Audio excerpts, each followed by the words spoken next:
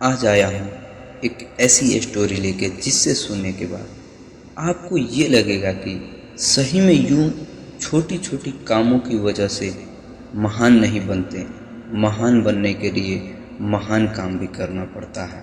एक कहावत है, चंद्र टरे सूरज टरे, टरे जगत व्यवहार, पै दृढ़ व्रत हरिश्चंद्र को टरे न सत्य विचार।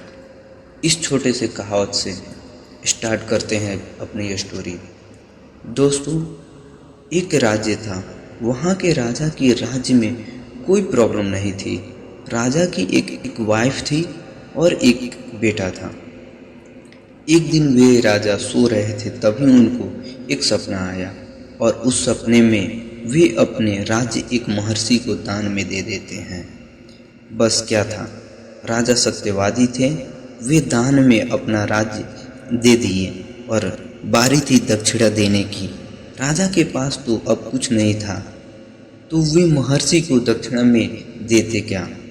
राजा ने अपने और अपनी वाइफ को बेचकर महर्षि को दक्षिणा दिया। आपको पता है, उन राजा ने अपने को एक शमशान वाले को बेचा था और अपनी वाइफ को एक शाहूकार के पास बेचा था। दिन कटते गए। एक दिन राजा के बेटे को सांप काट लेता है और राजा एक के बेटे की मौत हो जाती है। फिर क्या, उस नाइट को रानी अपने बेटे को लेके किसी शमशान में जाती है, तो वहाँ वही राजा मिलते हैं। यहाँ भी राजा अपने कर्तव्यों का पालन करते हैं और शमशान का कर मांगते हैं। उनके पास कुछ नहीं था। तभी राजा बोलते हैं कि अपनी सारी का आधा हिस्सा मुझे दे दो, तो उसे कर के रूप में मैं ले सकता हूँ। जैसे ही रानी अपनी आंचल पकड़ती हैं, तभी वहाँ महर्षि आते हैं जिनको राजा ने अपना राज्य दान में दिया था और राजा से बोलते हैं कि हे राजन, आपकी सत्यता की परीक्षा ली जा रही थी। आप बहुत महान हैं राजा।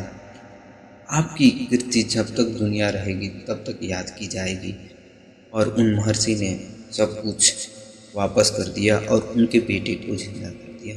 दोस्तों, ये राजा कोई और नहीं, हमारे सत्ययुग के सत्यवादी राजा हरिश्चंद्र थे, जिन्होंने स्वयं को बेचकर सत्य के पालन किया। यह सत्य का और धर्म का बेमिसाल उदाहरण है। आज भी इनका नाम आदर और सम्मान से लिया जाता है। ऐसे महान राजाओं को दिल से सलाम। जय हिंद।